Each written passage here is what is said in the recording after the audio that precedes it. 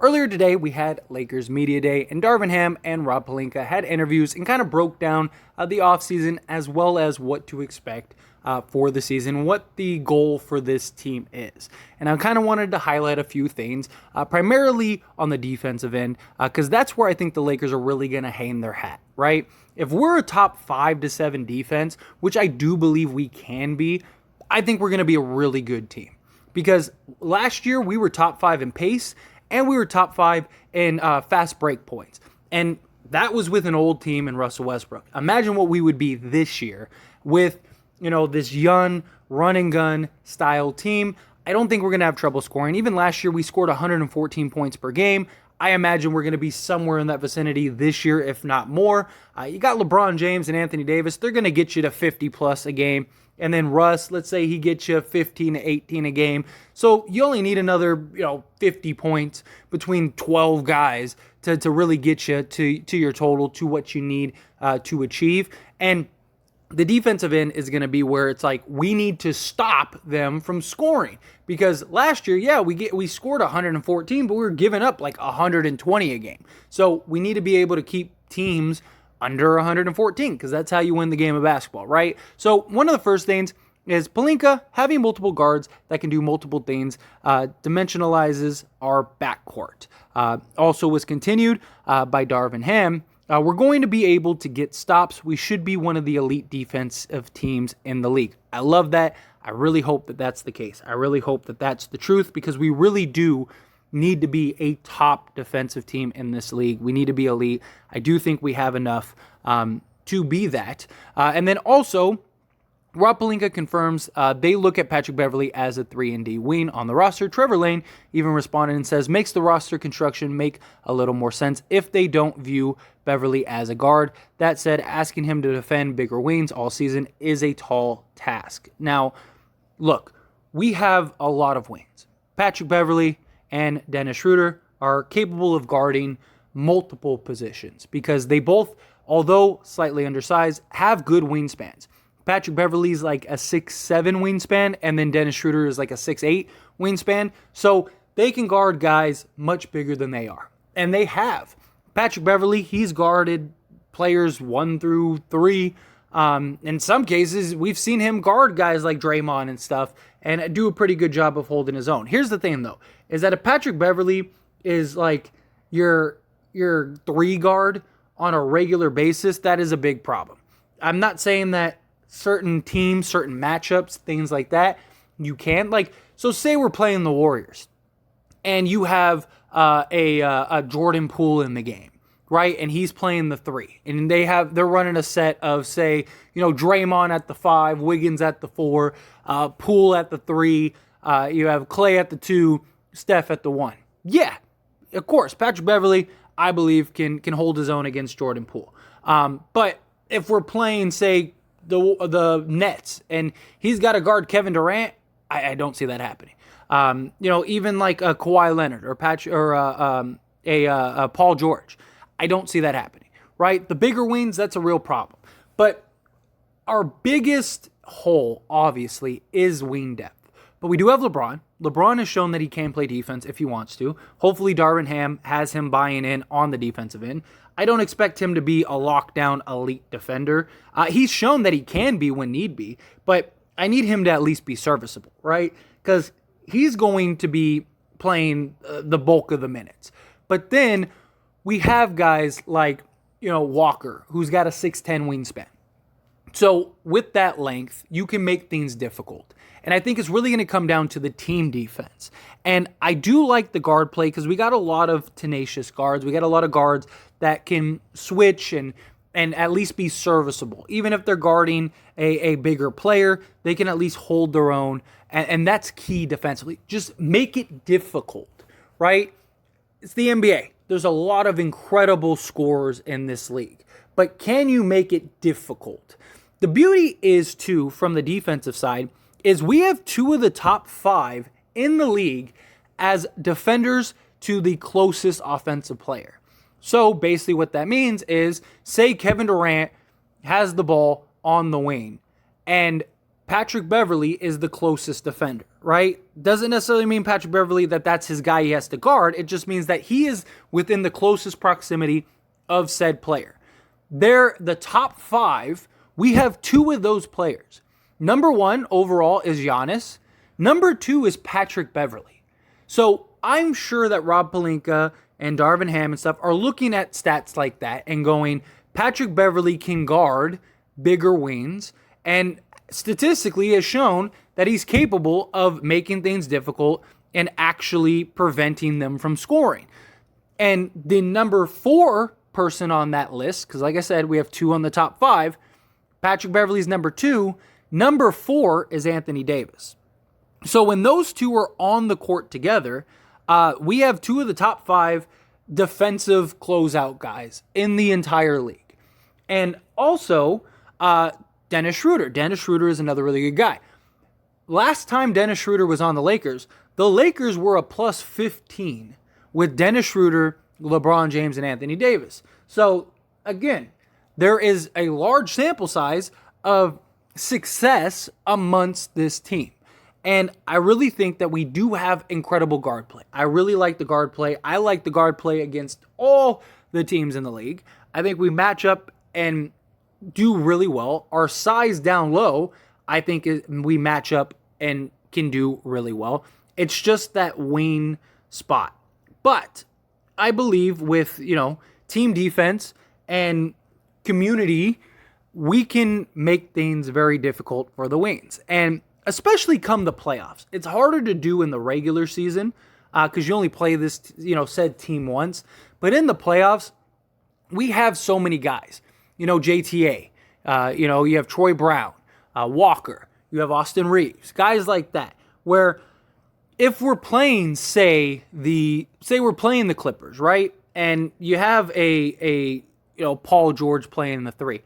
You can wear Paul George down over a 7-game series by just throwing bodies at him. He's got to play, 30, 40 minutes a night. And if he's seen 4 guys all playing 10 minutes against Paul George, constantly fresh legs, throwing at him with size and different defensive sets and defensive schemes, over a 7-game series, you can start wearing him down. Same thing with guys like, Kawhi Leonard or things like that. It's harder to do in the regular season, like I said, because you're only playing them once. And, but when you have a guy that's playing 40 minutes a night in and night out, and he's constantly has a fresh body just all over him, just, getting into his body, causing wear and tear, making him work hard, stuff like that. It's one guy versus 4. And that's where I think we'll be successful as far as wing play goes, is just always having fresh guys, fresh bodies to throw at those at the opposing teams. And I mean, when you look at this roster, I think this roster stacks up very well. I really do. Russ obviously is a big question mark. There's a lot of concerns with Russell Westbrook. But if he can get in, he can be serviceable, he can be effective and efficient. I think that we could be very good. I hope that he buys in on the defensive end, because with his, just speed, agility, athleticism, stuff like that, he can be a very good defender. I don't expect him to be a lockdown elite defender, but he, again, serviceable and within the team scope and scheme defensively, I think he could be very good. He's got a good feel. He's got a good nose. That's why he's always been able to get steals and stuff. But he just gets lost at times. He doesn't fully buy in, fully invest. We've seen him play solid defense before. He's had moments, but it's just getting him to do that game in and game out for, 30 minutes, 40 minutes, however long he plays, right? That's what you need him to do. But outside of that, we have the guard play. And then, like I said, you got, JTA, you got Austin Reeves, you got Troy Brown, you got Walker, you got, the guard play. Max Christie is another guy that's got some size and was very good defensively in the Summer League and just has a really good instinct and is really good at closeouts. Like, if you watched him in Summer League, he was really good at closing out.